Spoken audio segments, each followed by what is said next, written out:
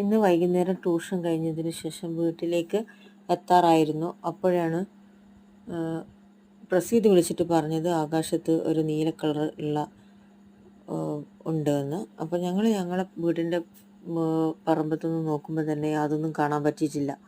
തിരിച്ച് ഞാൻ റോഡിലെത്തിയിട്ട് നോക്കുമ്പോഴാണ് പടിഞ്ഞാറ് ഭാഗത്ത് കടൽ തീരത്ത് ഇങ്ങനെയൊന്ന് നീലയും വെള്ളയും കാണാനിടയായി. പക്ഷെ പൂർണ്ണമായും കാണാനിടയായിട്ടില്ല, ചെറിയൊരു ഭാഗം മാത്രമേ കാണാനിടയായിട്ടുള്ളൂ. അപ്പോൾ അത് കണ്ടതിന് ശേഷം വന്ന് നാളെ ശ്രീനാരായണ ഗുരു ജയന്തിയാണ്. അപ്പോൾ ജയന്തിയോടനുബന്ധിച്ച് മെഴുകുതിരി കത്തിച്ചു. അപ്പം മെഴുകുതിരിക്ക് പകരം ശിരാതായി കത്തിച്ചാൽ മതിയായിരുന്നു. ഒരുപാട് ശിരാത് കത്തിച്ചാൽ നല്ല ഭംഗിയുണ്ടായിരുന്നു. പക്ഷെ അതിനെക്കുറിച്ച് പെട്ടെന്ന് ചിന്തിച്ചില്ല. അങ്ങനെ ഇതാണ് കത്തിച്ചത്.